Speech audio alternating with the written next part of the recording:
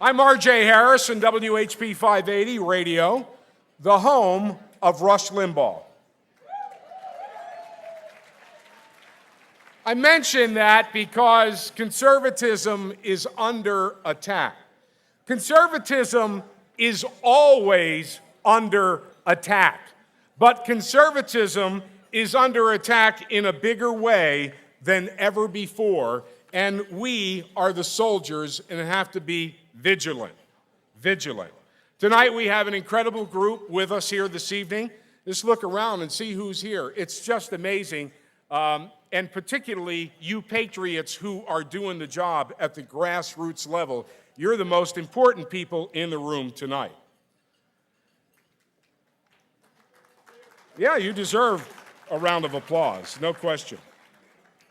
We're now going to hear from the Honorable James Cawley, who serves as our 32nd Lieutenant Governor of the Commonwealth of Pennsylvania.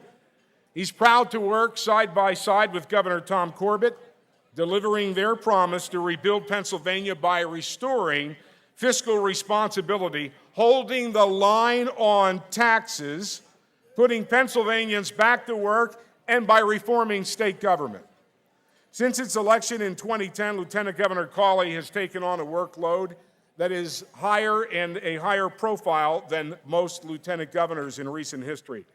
Last year, Governor Cawley set up the Marcellus Shale Advisory Commission as he was appointed by Governor Corbett to lead that panel with a mission to develop Marcellus Shale here in Pennsylvania.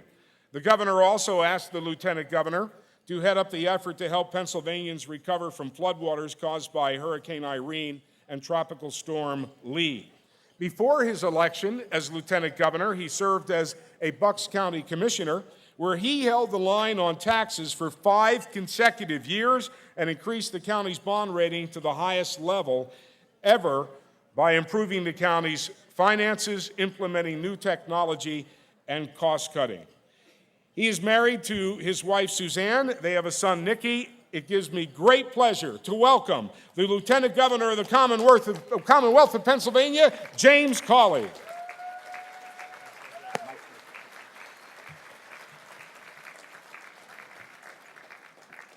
Richard John Harris, thank you for that introduction.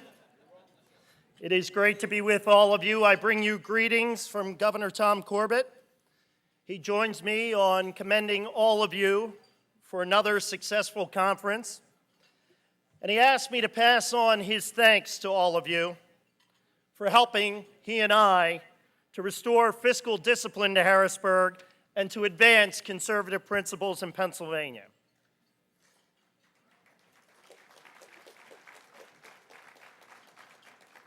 It's hard for me to believe that the first PLC was more than 20 years ago.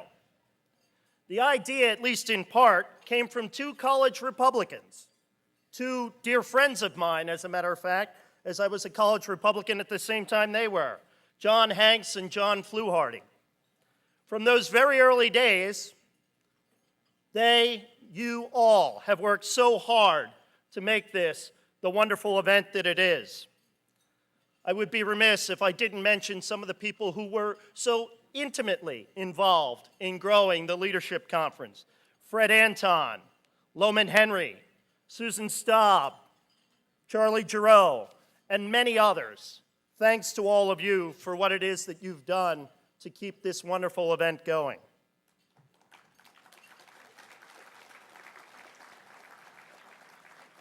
Tonight, as I stand here, we are making history in this Commonwealth. You see, back in the mid-1960s, Pennsylvania started 1-year budget cycles. Before Governor Corbett came to town, the general fund budget had increased every year since we went to single-year budgeting, every year except for one. That's right, spending went up every year except for one. Last year, Governor Corbett tied that record. He signed a bill into law that for the first time in 40 years cut spending.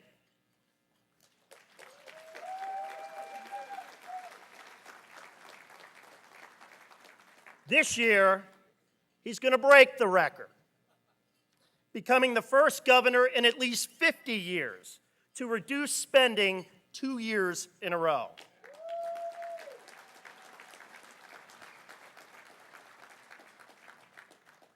You see, as candidates, Tom Corbett and I made a promise to the people of Pennsylvania. We promised to restore fiscal discipline to Harrisburg without raising taxes on hard-earned Pennsylvanians.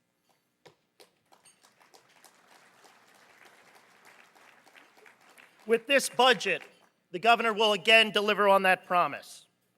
You see, we understand what perhaps some do not. This economy is still recovering, and Pennsylvanians are still struggling. We cannot allow government to add to their burden by asking them to dig deeper into their pocket for more taxes. Government must live within its means.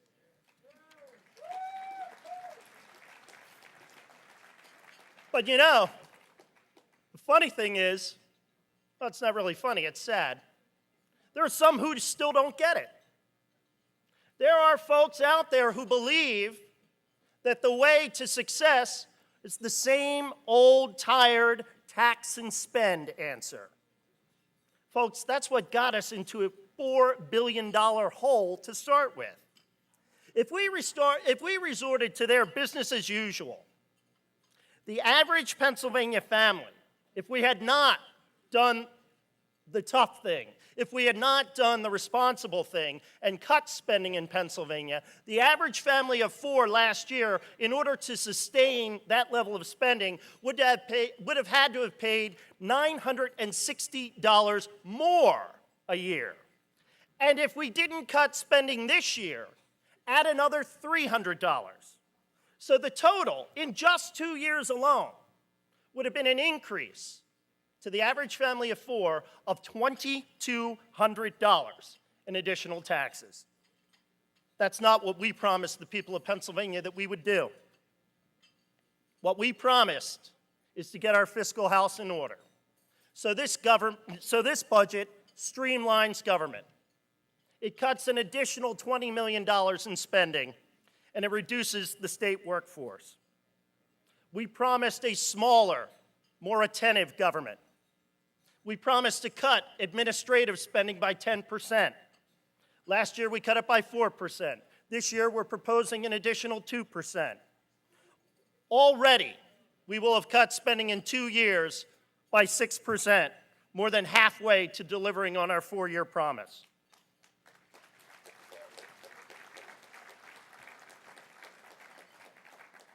We've also reduced the state vehicle fleet by 1,200 cars, and we're not done yet. We've eliminated per diems for administrative staff. If you work for the governor, you need to submit receipts, just like in the real world.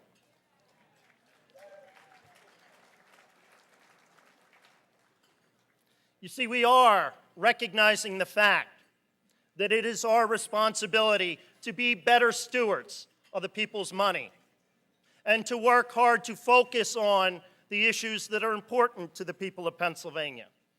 And one that is important to all of us is education. That's why Governor Corbett has proposed that we spend $5.3 billion for basic education in this state. It's quite a number. But let me tell you, the other thing that we now realize, that hopefully those in Harrisburg understand, is that money alone cannot, must not, and will not solve our problems. Look at the numbers. Look at the numbers, they tell the story. In 1995, in the Commonwealth of Pennsylvania, we were spending $13 billion in total. That's federal, state, and local money being spent on education. Today, that number has doubled to $26 billion. In the year 2000, there were 113,000 public school teachers in this state.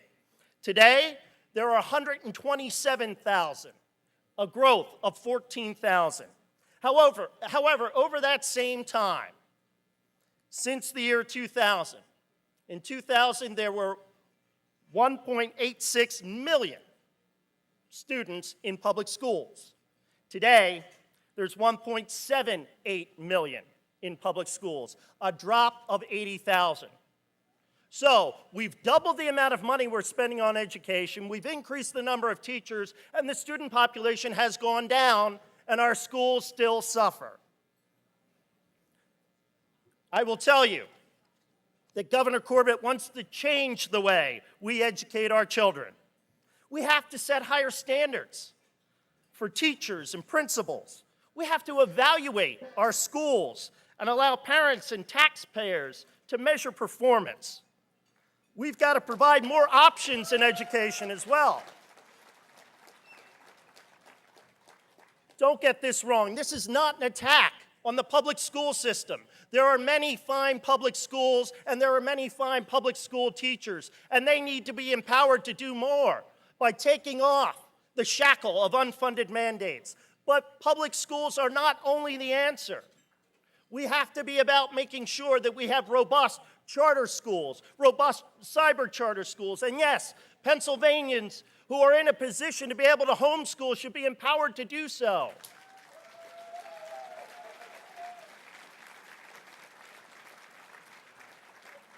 And yes, we do need educational scholarships so that all of our children have an opportunity to learn.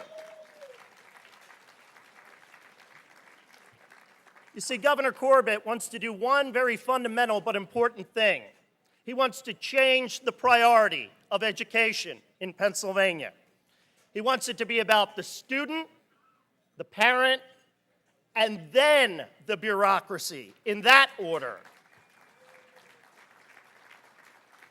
so that we can prepare young Pennsylvanians with the tools they need to be part of what will be a vibrant workforce in Pennsylvania. I'm often asked, what is the top priority of the administration? And I will tell you it comes down to three things: jobs, jobs, and jobs. Governor Corbett and I are focused on putting Pennsylvanians back to work by reducing the size of state government, by providing job creators with tax relief, by enacting historic legal reforms, and by expanding opportunity for the public sector. The goal is to make Pennsylvania more competitive, more job-friendly. One of the ways in which we're doing that is through the exploration of natural gas in the Marcellus Shale. Folks, this is a game changer for Pennsylvania. It is the rising tide that is raising all boats. And it's not just in the gas-producing area. This week, I stopped at U.S. Steel in the Mon Valley, and I toured the Irvin plant, miles away from the nearest well site. They're making high-quality steel used in drilling rigs and platforms and pipelines. They've increased steel production and are employing 3,000 Pennsylvanians. But it doesn't just stop with the production of pipeline. There's Doorbond Pipe, located next to the mills, who coat steel tubes used in the pipeline. There's PGT Trucking, which transports that pipe to the well sites. Marcellus Shale is fueling economic recovery and creating good-paying jobs all across the Commonwealth.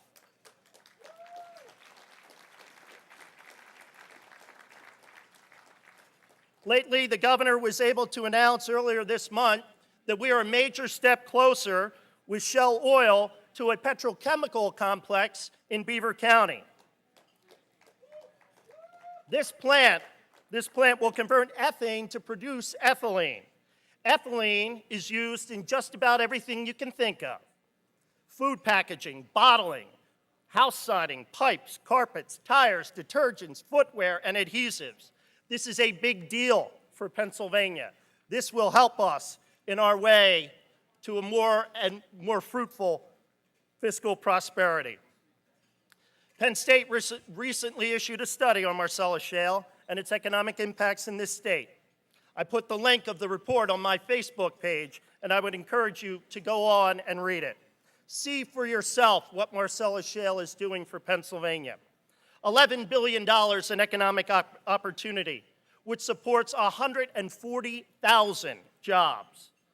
It's even reducing the price that we pay for energy. Just last year alone, Pennsylvanians paid $633 million less in energy costs thanks to Marcellus Shale. The governor and I saw this potential impact as we campaigned across the state in 2009 and 2010. It's a key to economic growth, a source of cleaner burning fuel, and most importantly, it's a matter of national security. It can lead Pennsylvania away from dependence on foreign oil. In past, people saw this industry and they saw it as an opportunity to raise taxes. We see it as an opportunity as well, but an opportunity to create jobs. We see it as a way to rebuild Pennsylvania. However, all of what we've talked about and all of what we know is going on in Harrisburg is far from done. There are many challenges still ahead. And I came here tonight with a very specific duty, and that was to issue a challenge here amongst all of you. We are on the verge of making history, restoring fiscal discipline to Harrisburg and reducing the state's spending. But Governor Corbett and I cannot do it alone. We need your help. As this budget vote nears this year, the Capitol will be filled to the top of the dome with lobbyists looking to get their hands on more of your tax dollars. Will we hear from you? Will we hear from you? Special interests will crowd the rotunda steps, stare into the cameras, and demand that legislators spend more of your money. Will you take a stand? Will you take a stand? Governor Corbett and I are depending on you. So tonight we ask you a couple of simple things. Be active in your community. Call your legislators. Write letters to the editor. Call local talk radio shows like RJ's program. Flood the internet. Yeah, RJ liked that one. He cheered for that one. Let your voice be heard so that together we can indeed make history. You see, for a long time in our state, at least for the last 8 years, we seem to have lost our way. But Governor Corbett and I believe, as I hope all of you believe, that the best days of Pennsylvania lie ahead. We only need to have the courage to make the decisions in order to get there. Pennsylvania is finally moving in the right direction, and we must not turn back now. Governor Corbett's budget is grounded in difficult realities, but framed in the optimism that we can solve our own problems. Turn the road to recovery into the path to prosperity. I look forward to working with all of you to accomplish that noble goal. May God bless you, and may God continue to bless the Commonwealth of Pennsylvania. Thank you very much.